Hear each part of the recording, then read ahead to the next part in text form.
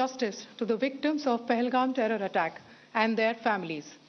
9 terrorist camps were targeted and successfully destroyed. Over the last 3 decades, Pakistan has systematically built terror infrastructure. It is a complex web of recruitment and indoctrination centers, training areas for initial and refresher courses, and launch pads for handlers. These camps are located both in Pakistan as well as Pakistan-occupied Jammu and Kashmir areas. Some of the well-known training camps are located, as you can see on the screen. They are distributed from Savai Nala in the north, counting to approximately 21, ending at Bhagalpur to the south. इन लक्ष्यों का चयन विश्वसनीय intelligence सूचनाओं के आधार पर हुआ ताकि आतंक गतिविधियों की रीढ़ तोड़ी जा सके और यह खास ध्यान दिया गया कि निर्दोष नागरिकों और सिविलियन इंस्टॉलेशन को नुकसान न पहुंचे. The selection of these targets for Operation Sindoor was based on credible intelligence inputs and role of these facilities in perpetrating the terror activities.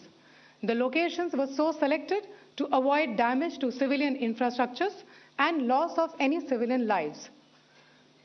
This was done with due diligence, and the camps selected for targeting and their engagement will now be shown to you one by one.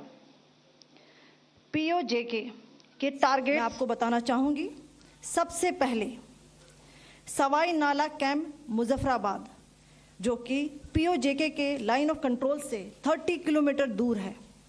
यह एक लश्कर तौयबा का training centre था. 20 अक्टूबर 2024 सोनमर्ग, 24 अक्टूबर 24 गुलमर्ग, 22 अप्रैल 2025 पहलगाम, इन हमलों के आतंकियों ने यहीं से प्रशिक्षण लिया था. सैयदना बिलाल कैंप मुजफ्फराबाद, यह एक जैश ए मोहम्मद का स्टेजिंग एरिया है. यह हथियार, विस्फोटक और जंगल सर्वाइवल ट्रेनिंग का केंद्र भी था. गुलपुर कैंप कोटली, यह LOC से 30 किलोमीटर दूर था. लश्कर तौयबा का बेस था जो रजौरी, पुंछ में सक्रिय था. 20 अप्रैल 2023 को पुंछ में और 9 जून 2024 को तीर्थ यात्रियों के बस हमले में यहीं से आतंकी को ट्रेन किया गया था.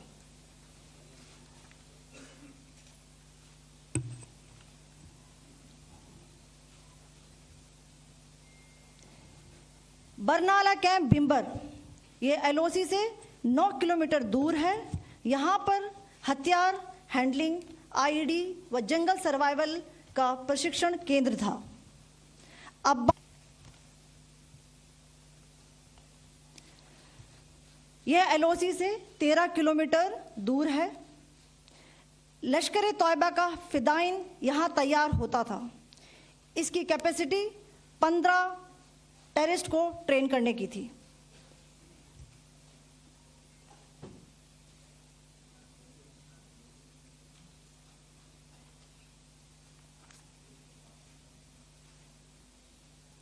अब मैं पाकिस्तान के अंदर के टारगेट से अवगत कराना चाहूंगी.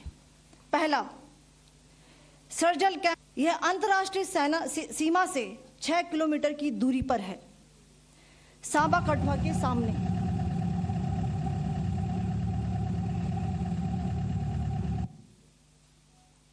मार्च 2025 में जम्मू एंड कश्मीर पुलिस के 4 जवानों की जो हत्या की गई थी, उन आतंकवादियों को इसी जगह पर ट्रेन किया गया था. दूसरा, महमूना जाया कैंप सियालकोट, यह 18 से 12 किलोमीटर IB से दूर था. हिजबुल मुजाहिदीन का बहुत बड़ा कैंप था.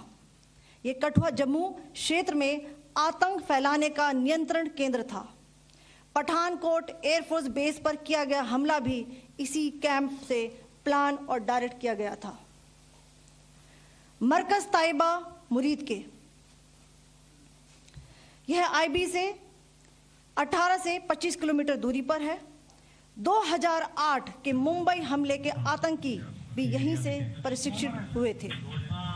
अजमल कसब व डेविड हेडली भी यहाँ ट्रेन हुए थे।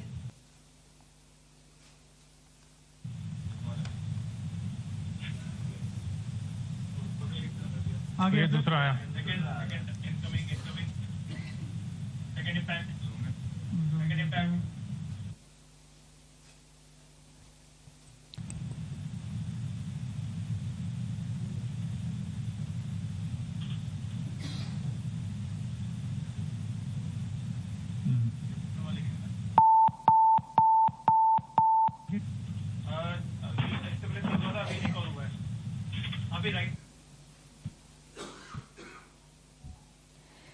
मरकज सुभान अल्लाह भावलपुर ये इंटरनेशनल बाउंड्री से 100 किलोमीटर दूर है। जैश ए मोहम्मद का मुख्यालय था। यहाँ पर रिक्रूटमेंट, ट्रेनिंग व इंडॉक्ट्रिनेशन का केंद्र भी था। शीर्ष आतंकी अक्सर यहाँ आते थे। मैं आप सबको बताना चाहती हूँ कि किसी भी सैन्य ठिकाने का निशाना नहीं बनाया गया और अभी तक किसी तरह की नागरिक क्षति की रिपोर्ट नहीं है। धन्यवाद। जय Hind. The strike on the terror camps were undertaken through precision capability so that there will be no collateral damage. The point of impact in each of the target was a specific building or a group of buildings. All the targets were neutralized with clinical efficiency, and the results reiterate the professionalism of the Indian Armed Forces in the planning and execution of their operations. No military establishments were targeted. India has demonstrated considerable restraint in its response. However, it must be said that the Indian Armed Forces are fully prepared to respond to Pakistani misadventures, if any, that will escalate this situation. Jai Hind, and thank you very much. Ladies and gentlemen, friends in the media, I ask your indulgence today in view of the fact that this is still an evolving situation. We will therefore not be able to take questions and answers today, but we will come back for more updates and more briefings shortly. Thank you all very much for joining us this morning. Thank you. Jai Hind.